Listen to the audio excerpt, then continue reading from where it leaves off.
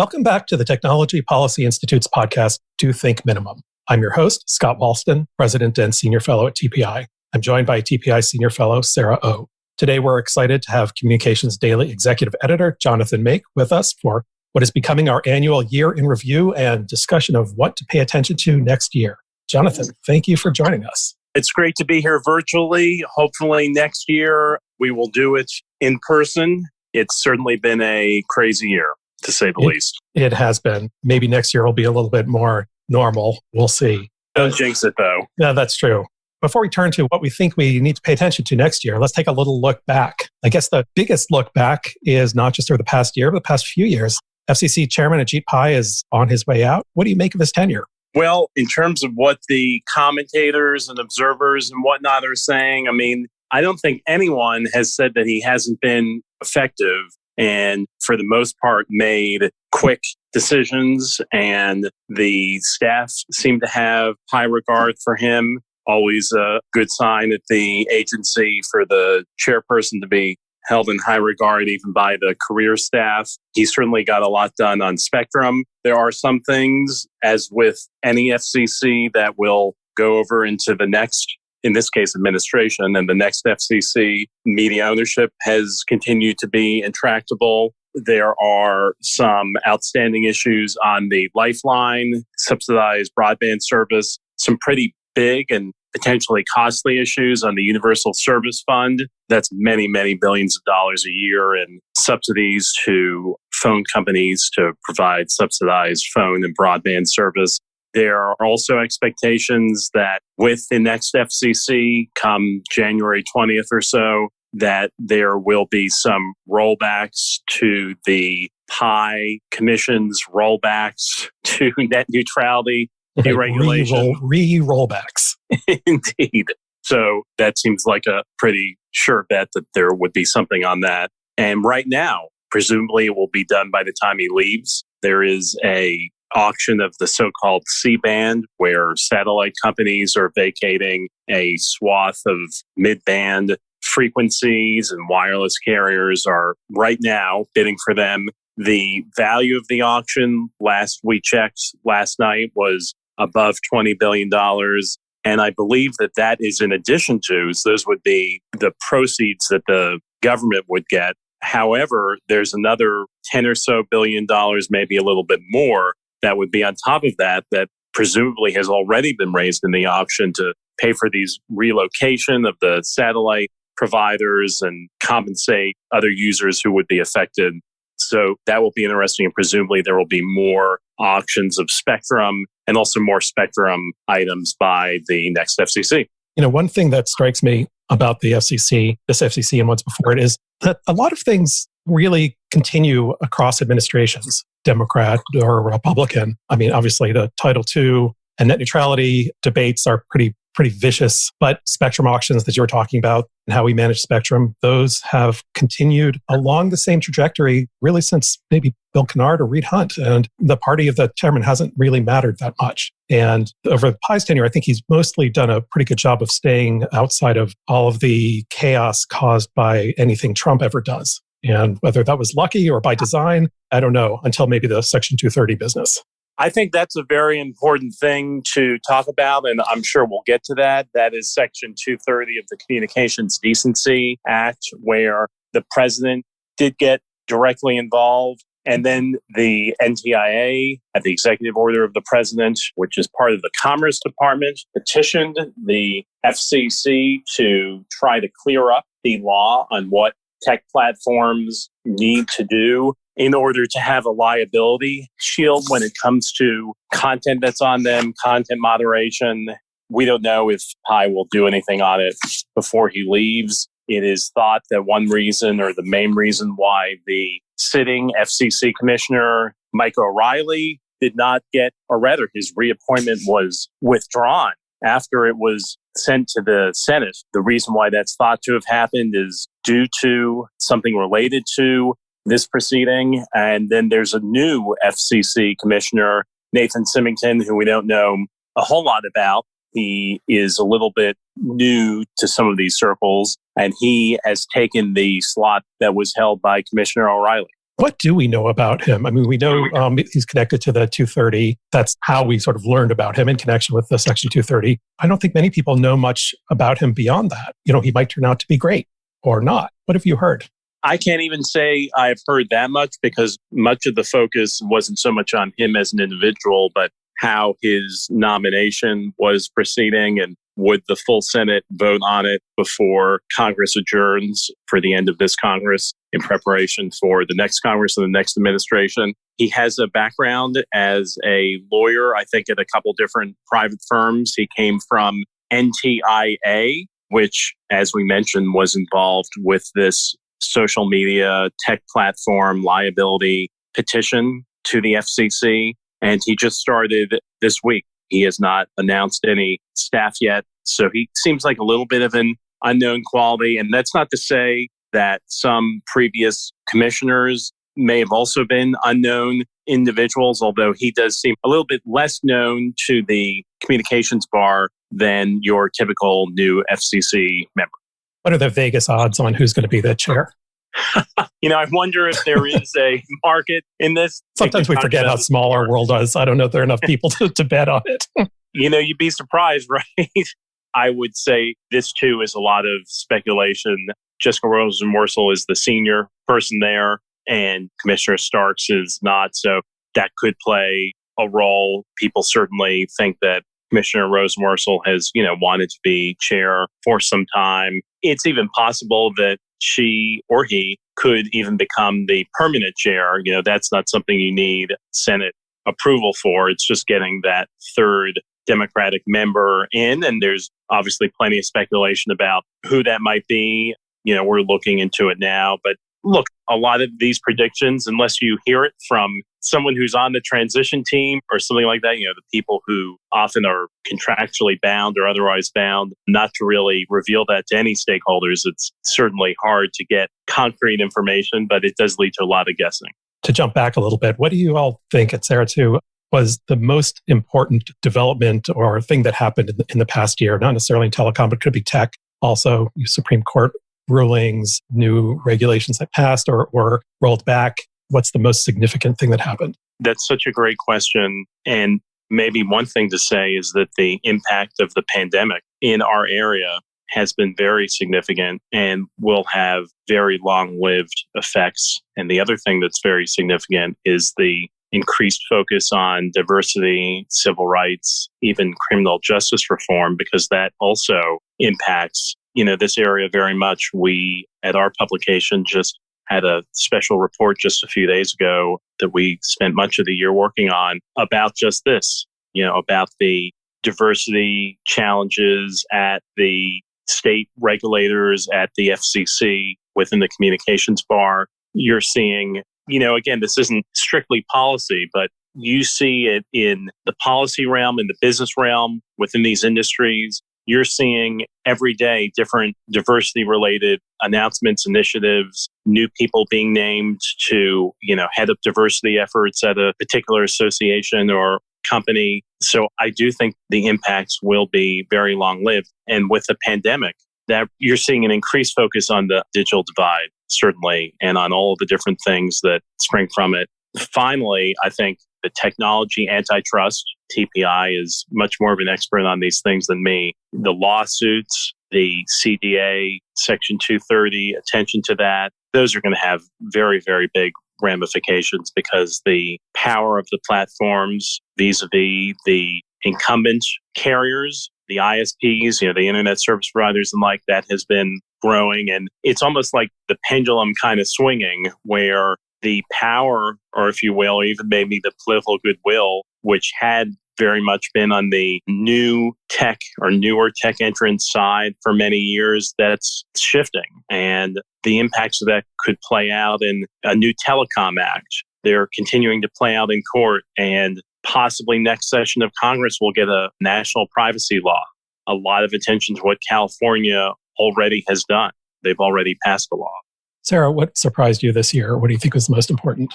Well, I was thinking that one outcome that would be really great from this year would be the digital divide problem. And if the next FCC really was committed to reforming USF and really digging deep into the digital divide problems, that would be a great outcome from this year. I mean, maybe the next administration or next chair will want to revisit like Title I, Title II. But actually, in terms of priorities, this is a great time to focus on USF reform. It's very complicated. People understand digital divide problems, but a lot more work can be done. I agree. I mean, it's both been encouraging and discouraging to see all of the new focus on the digital divide. I mean, encouraging because people outside of telecom experts suddenly worry about it and notice it and recognize that it's a big, huge problem. And so want to do something about it. It's a little discouraging to me to see people so unwilling to examine what works and what doesn't. There's appetite to spend money on programs and no appetite to spend even a tiny fraction of that amount of money on experiments or studies. I mean, obviously I'm biased because I like doing studies, but I also really think we should be learning what works and what doesn't. We're not seeing much of that, and I wish we would. But I agree that for the first time, the digital divide is something in the broader popular understanding in the conversation. And that's got to be a good thing. I think the impact on schooling, which certainly some of the Democrats, not just Democrats, but some of the Democrats, Commissioner Rosenworcel, point to pretty frequently, that seems to really bring things to focus for just your average consumer.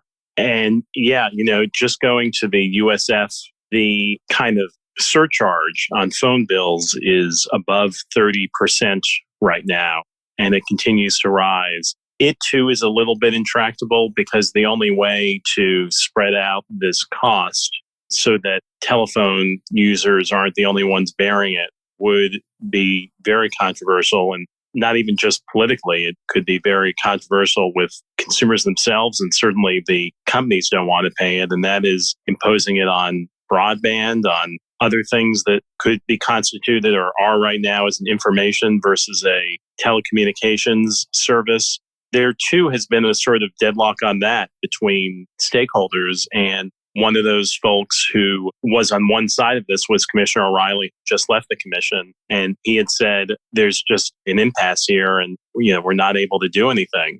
Whether it gets solved, in the next session of Congress or by the next FCC, that's so hard to tell. But that is part of many, many billions of dollars a year in trying to fund some of these efforts. And then, of course, you have, as you mentioned, the measurement problems with the data, the mapping. There are a lot of issues. I mean, how they raise revenues for universal service, you're right. And Commissioner O'Reilly is right. It seems so intractable right now, but it's such an important problem to solve. I mean, you said that the rate is up to 30%, but it's worse than that because it's on only certain types of telecommunications, like you said, and that's long distance and mobile. And long distance isn't really a thing. It's mostly a thing for very poor people and immigrants, people who buy long distance calling cards. So it's a hugely regressive tax. The more you raise it, the more you're actually hurting low-income people too.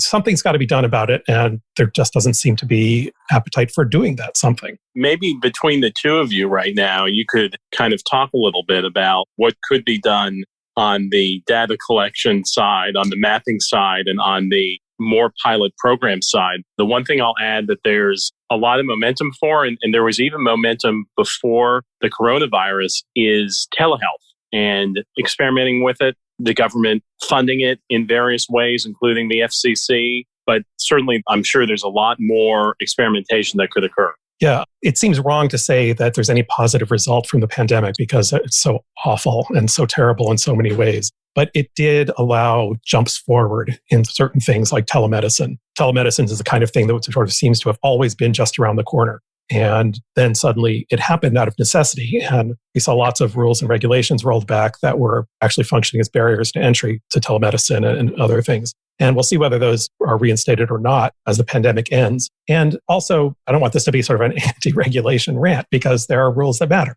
And there's going to be a lot of thinking on which of those are important and which of those really were just protectionism. And I wonder, and maybe you think this is completely wrong, I wonder if it's going to have an effect on the net neutrality debate.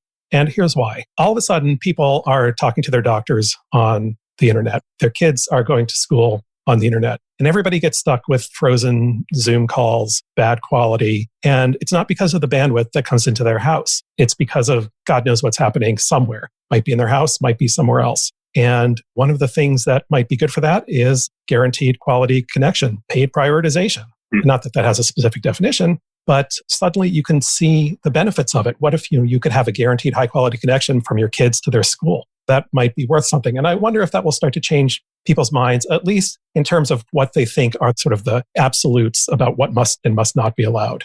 Sarah, do you have other kind of solutions or things that we should be doing on experimenting? Well, the FCC, they have a new economics office. And so they're kind of ramping up on bringing together all their economists. And hopefully that would be a place of experimentation that they could run experiments. But, for us looking from the outside in, like there are plenty of places where the FCC can provide test beds for experiments or pilots. They're just resource constrained, I think. Why not do more experimentation with USF funding? And another thing with USAC, the administration company that manages the USF, it's a huge bureaucracy. They have huge overhead costs, but they're not really doing much to study the program. They administer it.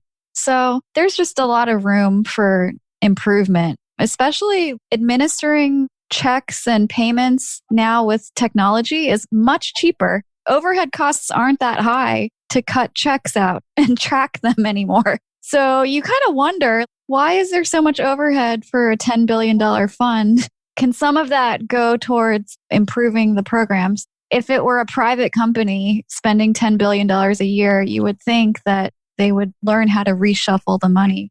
That's me ranting about USAC and USF. USAC is a fascinating entity, the Universal Service Administrative Company, and they do things, I think many of the USF, as you said, administration, they're, I believe, technically a nonprofit. My understanding of the situation there and how they interact with the FCC is the FCC kind of gives them orders and gives them data, and then they have to figure out how to make it work. And apparently it's not always as straightforward as we think it might be. Right. I'm first in line to criticize the Universal Service Fund, but they are under huge political pressures. And that seems to determine so much of where the money goes and how it operates, that it's not like USAC itself is trying to behave that way. I think they're sort of a function of the politics and institutions all around it. But actually, Jonathan, I'm curious. So we have a new administration coming in. You've been a journalist for a long time. Part of being a journalist is developing sources and knowing who's doing what and where. Got a whole new group coming in. How do you go about building up your new sources and learning what's going on in a new environment? Well, I think that's a good question because it ties into the pandemic. And often when we are talking about normal times, that is where the Bar Association's events and TPI, Aspen, which will continue in person, and CES and the NAB show. These are all different sorts of gatherings of people. That is where you get to chat with people informally and then often continue in other forums. I can't reveal too much about sources and, no trade and secrets. methods, as they say. But yeah, that can be a little bit of a challenge for all the different stakeholders, not just the media. Another thing that's been interesting about the pandemic just in the FCC land is it's kind of shown some interesting patterns with who might be accessible to the media, who might not. And it's something we've written about. You see it each month. The FCC has a monthly meeting of commissioners, and there have been months where very few of those 5 commissioners have taken questions from the press, and that's evolved too. And just to throw in something, when we did this a year ago, we were talking about Julius Knapp, who had just retired. I just want to throw this in super quickly from the commission. He was a lifelong engineer and a career staffer who had run the engineering operations of the commission for a very long time. And respected by everybody. Exactly. And unfortunately, just this week, we lost a former PR person from the commission named David Fisk. And the reason why I wanted to briefly bring him in is he was there doing PR over multiple administrations, multiple chairmen, both political parties. Until I, unfortunately, wrote his obituary yesterday, I did not even know that he had worked for a Republican member of Congress, meaning I never even knew what his political affiliation or party might have been. And indeed, because this goes such a way back, this was in the 1970s, I believe, there's certainly a possibility that he wasn't even a Republican at the time. I just bring him in because he was more emblematic of the somewhat nonpartisan, less hyped up, less throwing zingers and all that at each other than we have seen in recent FCCs. And so with the meetings now of the commissioners, and this will be interesting, very interesting to see how it plays out in public and in private, because it will help determine what things move forward.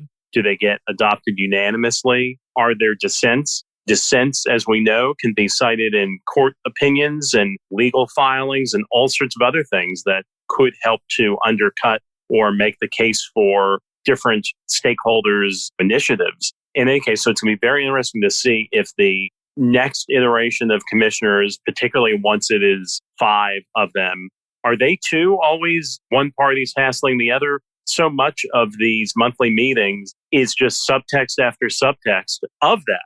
So anyway, David Fisk, may he rest in peace. He is emblematic of this earlier time where things were just a little bit less partisan. And people think now, looking back, that there was less of an influence, an active influence of Capitol Hill and even of the president. And we've seen this with certainly Trump and Obama. And we don't know if we'll see it with Biden. There was less of that political influence on the institution. It certainly seems to be symbolic of 2020 that we would lose David Fisk at the end of that year. We don't see a lot of people like him anymore. Do you think, in terms of commissioners answering questions after meetings and so on, how has having meetings virtually affected that? It's much easier to not answer questions when you can just click leave meeting rather than having to walk through all the reporters to leave the meeting. Has Zoom affected the nature of the meetings? That's a great question, and it's not one I have thought about. And interestingly, even at the in-person meetings, the commissioners will often either decline to answer questions or they will only take one from each reporter with no follow-ups. Or, right, there's so many controls on things these days, and there have been incidents even at the FCC of, reporters being physically shoved or another seemingly one-way or one-sided altercations with security and other staff. In any case, one thing the FCC has done a great job of, everyone seems to agree, is continuing on with the business of the FCC, even without being in a building and without meeting in person. And so I do think that the meetings show that. It's been very interesting technically because we've actually seen, albeit slow and halting, improvements in, is there a video? Can people ask questions? How many people can participate at a time? So I wish I had a more nuanced answer. Interestingly, there's so many other challenges, as we all know, in things these days that I hadn't even given it any thought. It's certainly a good thing that they continue, or they have to continue to meet. And it's a good thing that at least the public can still observe it.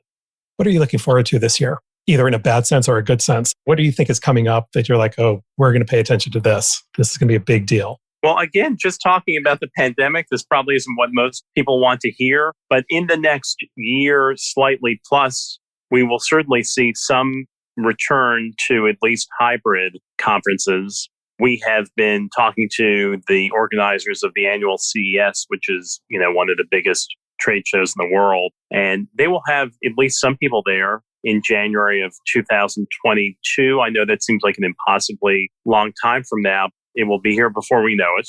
And while I'm not sure that we'll see things like the National Association of Broadcasters gathering en masse, 100,000 plus people in person in Las Vegas this year, I assume we'll see it next year. Just turning to the issues, I think a lot of people are very curious about net neutrality, both at the regulatory level and will there be any sort of grand legislative bargain. I'm not sure that there will be sort of bargain.